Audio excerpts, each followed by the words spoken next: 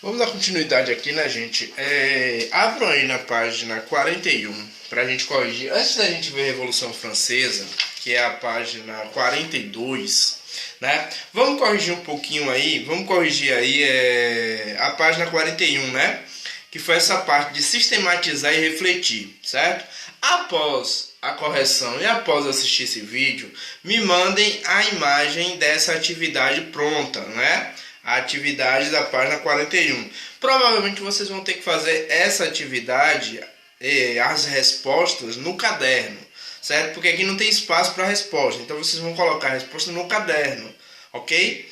Quando colocar a resposta no caderno, manda foto para mim só para dar uma olhadinha, beleza? Ok? Mas vamos lá, vamos ver aí, ó. Primeiro está dizendo aí o primeiro do sistematizar, né? Como funciona a lógica de favores durante o absolutismo francês? A lógica de favores, não só no absolutismo francês, mas em todas as nações, em todos os países absolutistas em que tinha um poder absoluto do rei, você vai ter partes, né? Ou seja, você vai ter os privilégios. Você vai ter o rei passando para os nobres privilégios, né? E por que esse rei passava privilégios para os nobres e também para o clero, né? Porque era uma forma dele controlar a sociedade, né? E como é que funciona essa lógica? Então coloca aí como resposta. Respondendo, coloca aí, resposta. R igual, bota aí. Essa lógica era feita, essa lógica era feita da seguinte maneira. Essa lógica era feita da seguinte maneira, dois pontos. E aí coloca, o rei dava privilégios aos nobres. O rei dava privilégios aos nobres para controlá-los. Certo? O rei dava privilégios aos nobres para controlá-los, vírgula. Isso fazia com que os nobres não se revoltassem contra o rei. Isso fazia com que os nobres não se revoltassem contra o rei. Certo? Então vai até aí, pontinho, ponto final, finaliza a primeira questão. Então essa era uma forma do rei manter o controle, né? Era uma forma do rei manter aqueles nobres, né, de boa, sem se rebelar, sem se revoltar contra ele. Então uma forma de obter isso era dando privilégios a esses nobres, ok? Então o primeiro fala sobre isso, né? O segundo, explique a situação das camadas populares na sociedade francesa durante o absolutismo, né? A gente falamos sobre isso, falamos que a situação do povão, da burguesia, mas mais do povo, né? A burguesia, por mais que ela pagasse impostos, essa burguesia, ela tinha o dinheiro, né? Ela fazia comércio, então ela tinha condições de pagar esses impostos. O povo não. Os camponeses, o povo da cidade, os camponeses do campo eram empobrecidos, era muito difícil a situação deles. Então, a segunda questão quer que a gente fale sobre como era a situação dessas camadas. Então, coloca aí, bota aí, R igual e vai para a resposta, né? Coloca assim, a população, perdão, os populares, bota assim, os populares estavam em situação difícil. Os populares estavam em situação difícil, vírgula, pois pagavam impostos altos, para manter o privilégio dos nobres e do rei. Pagavam impostos altos para manter o privilégio dos nobres e do rei, certo? Deixa eu ver o que mais a gente pode colocar. E viviam, para finalizar, em situação de extrema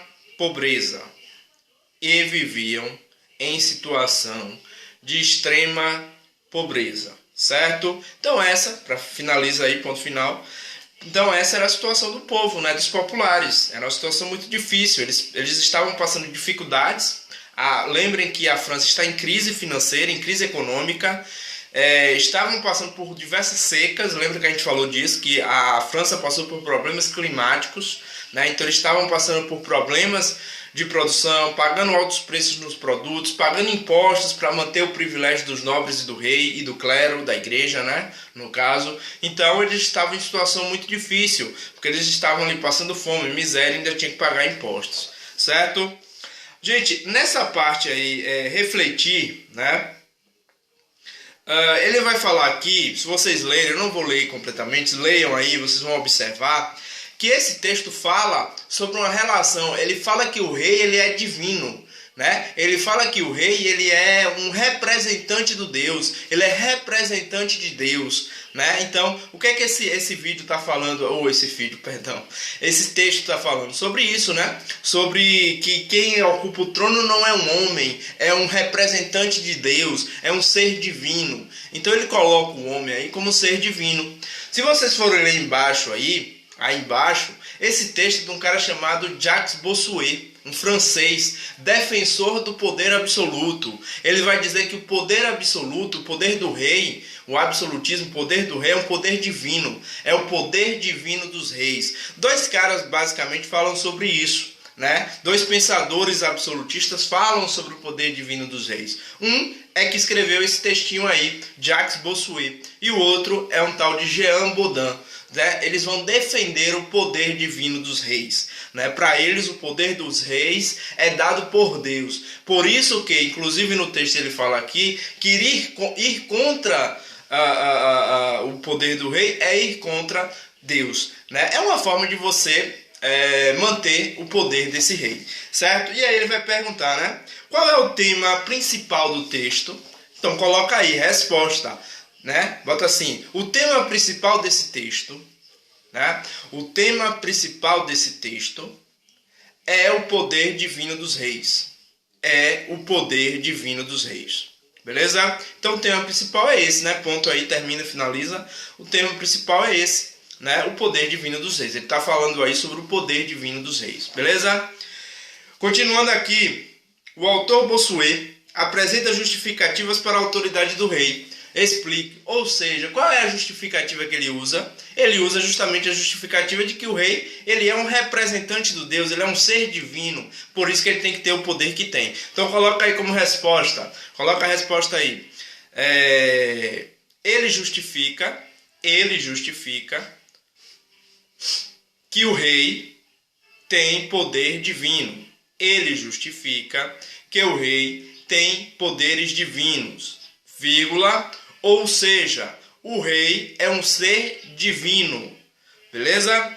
Então, pontinho aí, é por isso que essa é a justificativa, né? Ele vai justificar como dizendo que o rei tem poder divino e que ele é um ser divino, por isso ele tem que ser respeitado, beleza? Essa foi uma forma utilizada por alguns pensadores absolutistas para defender o poder divino, o poder do rei, né? Para defender o absolutismo. Esses dois aí que eu citei para vocês, o do texto, né, Jacques Bossuet, e o outro que eu citei também, Jean Bodin, que fala praticamente a mesma coisa, eles defendem essa tese de que o rei tem que ter um poder divino. Professor, existem outros defensores do absolutismo? Existem. Dois muito famosos, que vocês vão estudar ao longo da vida de vocês aí, principalmente aí para fazer Enem lá na frente, lá no terceiro ano, para fazer Enem no ensino médio. Vocês vão ouvir falar muito de Maquiavel, com o livro O Príncipe, e também um cara chamado Thomas Hobbes, que também vai defender o poder do rei. Só que nessa parte divina, dizer que o rei é um ser divino, isso é por Jean Bodin, principalmente, e Jacques Bossuet. Esse aí do texto, beleza? Então a gente finaliza essa atividade da página 41 e vamos iniciar aqui agora a página 42. Pelo menos dar uma iniciada aqui, né? Se não der tempo de finalizar hoje, a gente finaliza na próxima aula, sexta-feira, né? Nossa primeira aula de 8 a 8h40, sexta-feira vai ser uma aula de história, beleza? Ó, aqui a gente vai ver a Revolução Francesa, página 42, nosso segundo capítulo do segundo tema, certo? Revolução Francesa. A Revolução Francesa, gente, ela tem como contexto esse momento que a gente viu no capítulo passado. Todas essas questões que estão acontecendo, né? Crise financeira, crise climática, crise econômica, social, revolta, fome, miséria de um lado, privilégios do outro. Isso tudo, toda essa composição vai gerar uma revolta, uma revolução, uma revolta feita por quem? Essa revolta ela vai ser feita por aqueles que estão sendo explorados, né? A burguesia também, que vai liderar esse processo, e o povão, que vai ser chamado na França de sans-culottes, né? Que são sans-culottes, que era uma calça ali, né? Depois vocês podem até pesquisar na internet aí, os culottes. Eram calças, tipo aquela calça mais apertadinha branca, né? Que dizia que era... essa calça representava aqueles que eram da elite, né? Quem usava esse tipo de calça era aqueles que eram da elite. Então, sans-culottes é sem culottes, ou seja, sem essa calça. Essa galera, esses sans-culottes e a burguesia é quem vão liderar esse processo de Revolução Francesa. A Revolução Francesa, cronologicamente, ela ocorre mais precisamente em 1789, certo? 1789, finalzinho do século XVIII. Século XVIII, chamado Século das Luzes, certo? Então ela ocorre, essa revolução, no finalzinho ali do século XVIII, beleza? Tranquilidade? Vamos continuar aqui, né? Então você tem aí, ó, essa crise que está acontecendo na França. É uma crise econômica, é uma crise social, né? Envolve todos os setores. A França, por mais que alguns tenham privilégios, a França está passando por problemas. Lembra que a gente falou aí na bancarrota, né? Ou seja, aquele momento em que você está gastando mais do que você está arrecadando. A França está passando por esse momento. Então, é chamado pelo rei. O rei vai chamar a chamada Assembleia dos Estados Gerais, né? O que é a Assembleia dos Estados Gerais? Ou seja, você convoca todos da sociedade para uma assembleia, para definir o que vai ser feito para sanar e para melhorar essa situação, para acabar com a crise financeira, né? Estados Gerais. Quem são os Estados Gerais da França? Vamos ver aqui rapidinho no próximo aqui, eu vou voltar aqui. Mas olha aí quem são os Estados Gerais, né? A França era dividida em estados, né? Ou seja, você tinha o primeiro estado, esse aqui de cima, ó, vai ser o clero, a igreja, dada a importância da igreja aí. O segundo estado, que é esse aqui, ó, que é o rei, a nobreza, os nobres e o rei. E o terceiro estado, que é a grande maioria da população, vejam, ó, grande parte, 97% da população, ó, faz parte do terceiro estado. Professor, quem é que faz parte desse terceiro estado? Os sans-culottes, que a gente viu, os camponeses, né? E também a burguesia. Essa é a galera do terceiro estado. É aquela galera que paga imposto. Professor, o primeiro estado paga imposto? Não. O segundo estado paga imposto? Também não. E o terceiro estado é quem paga imposto, certo? Então você vai ter aqui, ó, os três estados, ó. 1% é o primeiro estado, 2% da população é o segundo estado e 97% da população é o terceiro estado. Ou seja, 97% da população mantém o privilégio de 3%. Esse é o que a gente chama de Estados Gerais, ou seja, todos esses aqui foram convocados para essa Assembleia, para tentar resolver o problema da crise econômica na França, certo? Beleza, professor, os sans-culottes foram? Não, quem representou os sans-culottes foi a burguesia, beleza? Então vamos continuar aqui. Voltando aqui rapidamente, essa Assembleia Geral, ela aconteceu no dia 5 de maio de 1789, né? Ela foi uma tentativa do rei de sanar a crise econômica, né, que a França passava, né, naquele momento. Beleza, o que é que acontece? Essa Assembleia dos Estados Gerais, não há uma definição, na verdade... vai haver o que a gente chama aqui, ó, de... Vamos aqui, né? Que foi o que a gente viu, ó. Percebe lá no título? Voto por ordens, ó. Voto por ordens. Como assim voto por ordens? A burguesia, ela queria o voto por indivíduo.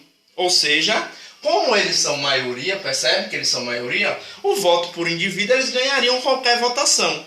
Só que o primeiro estado e o segundo estado, o rei e os nobres espertos que são, falou não, cada estado tem um voto. Ou seja, cada estado desse representa um voto.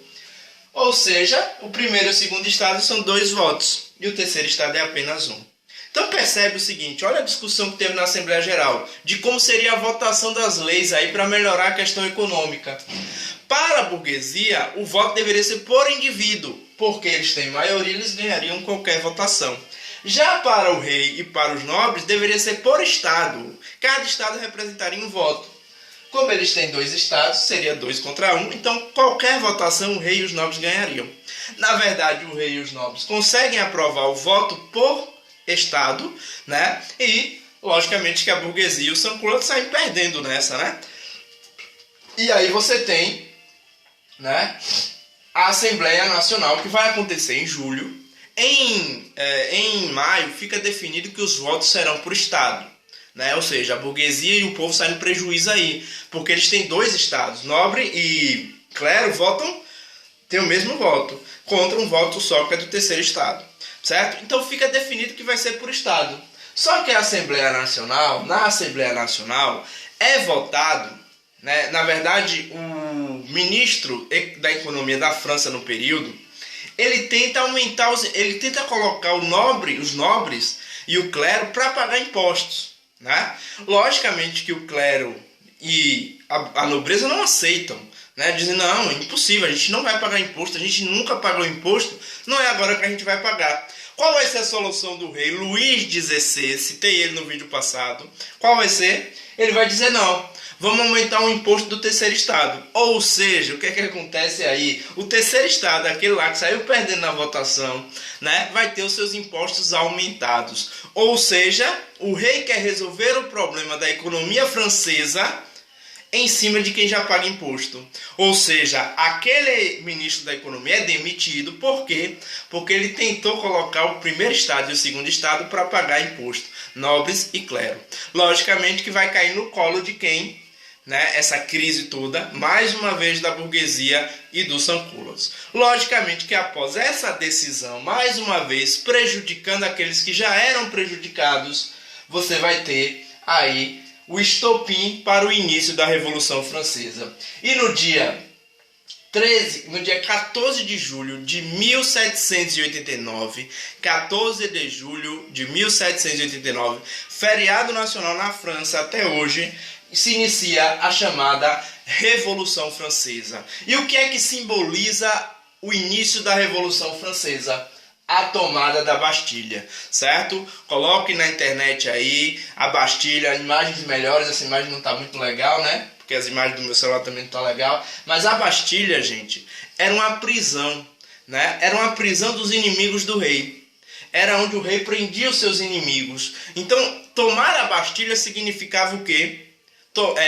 Agredir o rei. Então a burguesia, os sans-culottes, que sai perdendo na votação e que sai para eles ali a história de que eles vão ter que pagar mais impostos, eles saem da Assembleia e vão diretamente, estoura a Revolução Francesa e eles tomam a Bastilha, libertam todos os prisioneiros que eram inimigos do rei e se inicia aí, no dia 14 de julho de 1789, a Revolução Francesa, certo? A tomada da Bastilha é o símbolo do início da Revolução Francesa, ok? Continuando aqui, né?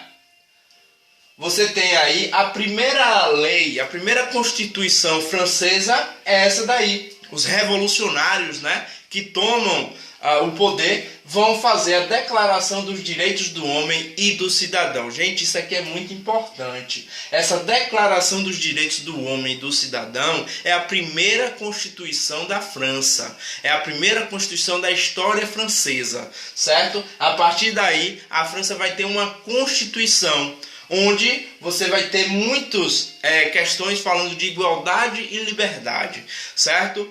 Essa declaração, ela influencia muito as declarações dos direitos humanos que a gente tem hoje, né? Direito à liberdade, à igualdade, à educação de qualidade, direito de ir e vir. Tudo isso já falava aí na Declaração dos Direitos do Homem e do Cidadão. Vai ser a primeira Constituição da França, certo? Isso foi conseguido pelos revoltosos, pela aquela galera lá da Revolução Francesa, ok? E aí, né, o rei Luís XVI, que vai perder a cabeça definitivamente. Ele vai ser degolado, gente, né? Ele vai perder a cabeça porque ele vai ser punido. Ele articula com países vizinhos para que esses países vizinhos invadissem a França, né? Por quê? Porque o rei Luís XVI viu que só acabaria com a Revolução Francesa os seus países vizinhos que eram absolutistas. Países como Rússia, como a Prússia, o Império Austro-Húngaro, e essa galera faz a primeira coligação e tenta invadir a França. Ele tenta fugir da França com sua esposa, Maria Antonieta, né? Mas eles são capturados quase já saindo da França e são considerados traidores. Apesar dele reconhecer a Constituição, né? Ou seja, a França agora vai ser uma monarquia constitucional, outra mudança aí, né? Antes da Revolução, a monarquia na França era absolutista, assim como em outros países, né? A partir da Revolução, a monarquia agora é constitucional. Professor, qual é a diferença de monarquia constitucional para monarquia absolutista? Na monarquia absolutista, o rei governa tudo. Ele não precisa da autorização de ninguém para aprovar leis. Ele é a lei, né? Na monarquia constitucional, não. Na monarquia constitucional, ele precisa da aprovação do que a gente chama de Congresso, né? Ele precisa da aprovação do Congresso. Então, por isso que a gente vai chamar de monarquia constitucional, porque ele precisa da aprovação do Congresso. Luís XVI, ele aparentemente aceita essa monarquia constitucional, mas depois ele vai ser acusado de traição e vai ser posteriormente degolado, né? Essa parte não fala no nosso capítulo, mas ele vai ser, dando um spoilerzinho aí, ele vai ser degolado, né? Perdendo a cabeça literalmente. Então, a partir da Revolução, a França passa a ser uma monarquia constitucional, ok? Beleza?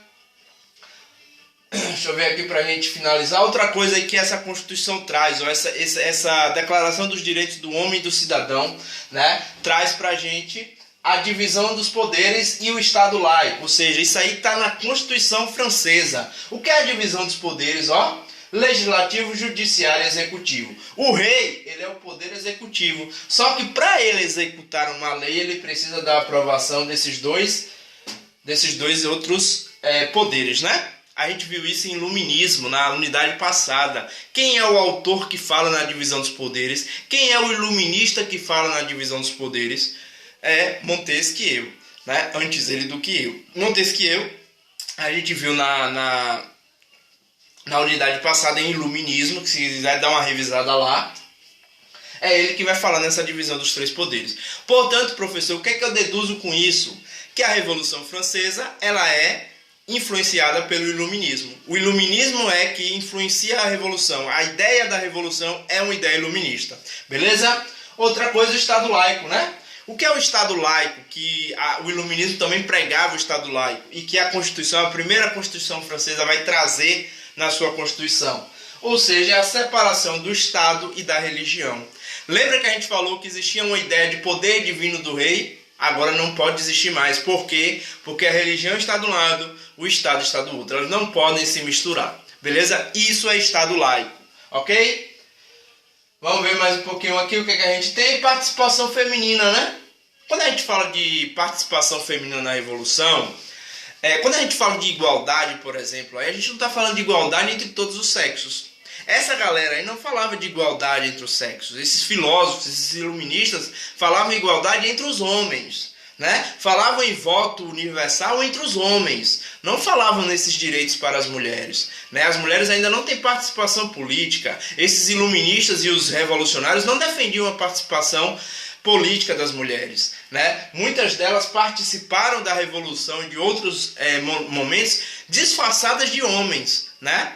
Com disfarces de homens, né? Como se fossem homens disfarçados de homens, iam para o campo de batalha, mas elas não eram bem recebidas pelos homens aí nesse caso, certo? Então a participação feminina, apesar delas já pedirem participação, esses direitos ainda não davam participação à mulher, beleza?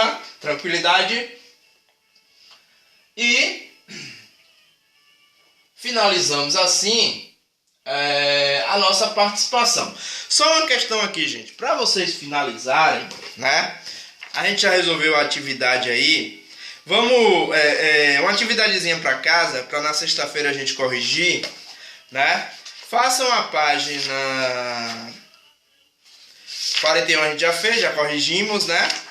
Façam a página 47. Professor, a 47 eu faço que parte? Façam só sistematizar, certo? Sistematizar a página 47, questão de 1 a 4. Façam essa questão, que na sexta-feira a gente vai estar corrigindo, certo? Sexta-feira a gente corrige e dá sequência ao nosso assunto, falando um pouquinho mais sobre o terceiro capítulo, beleza? Tranquilidade, beijos e abraços e até sexta em História. E esses dias a gente ainda tem aula de matemática, beleza?